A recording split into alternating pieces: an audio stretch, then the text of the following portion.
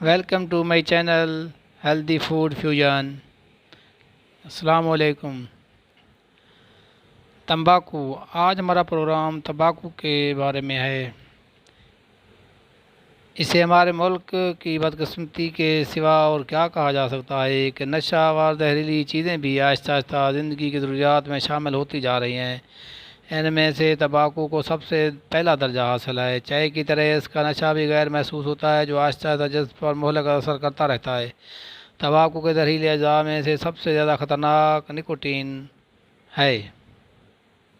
Doctor Dixon نے تجربات کے بعد یہ نتیجہ اخذ کیا ہے کہ ایک سگار کے دھوئیں میں 12 سے 18 سگریٹوں کے دھوئیں سے زیادہ نکوٹین ہوتی ہے، لیکن سگریٹ اس کے لیے زیادہ ضررسا ہے کہ اس میں کاغذ کا مضر صحت دھواں بھی شامل ہوتا ہے۔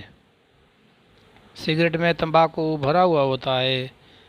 جب سگریٹ کو پیتے ہیں تو اس میں تمباکو اور سگریٹ کے ساتھ دھواں جو کاغذ کا دھواں ہوتا ہے وہ بھی ساتھ میں شامل ہو جاتا ہے، جس کی وجہ سے اس کا اثر ڈبل ہو جاتا ہے۔ ان دونوں سے کم نقصان دہ پائپ ہے، کیونکہ تمباکو کے زہریلے اجزاء کا بہت سا حصہ پائپ کی نلکی میں رہ جاتا ہے۔ حقہ سب سے کم نقصان دہ ہے، کیونکہ تمباکو کے بہت سے زہریلے اجزاء حقے کی نلکی میں رہ جاتے ہیں اور کچھ پانی میں۔ اس کے باوجود اس میں کسی قسم کے شک و شبہ کی گنجائش نہیں کہ تمباکو کو کسی طریقے سے بھی استعمال کیا جائے۔ یہ صحت کو نقصان پہنچاتا ہے۔ اس سے خون کا قوام پتلا ہو جاتا ہے، خون کی سرخی زائل ہو کر رنگت زردی میل، حتیٰ کہ جلد کی سطح بھی زردی میل، سفید یا دھوئیں کے رنگ کے مانند ہو جاتی ہے۔ دماغ کمزور اور سر بوجھل ہو جاتا ہے۔ سر چکرانے اور درد سر کی شکایت پیدا ہو جاتی ہے۔ منہ اور گلے میں خارش، سوزش اور خشکی پیدا ہو جاتی ہے۔ ہونٹ اور زبان پر سرطان ہو جاتا ہے۔ آنکھوں کی پتلیاں پھیل جاتی ہیں۔ بینائی کمزور ہو کر آنکھوں میں غبار، لال نقطے اور ڈورے نمودار ہو جاتے ہیں۔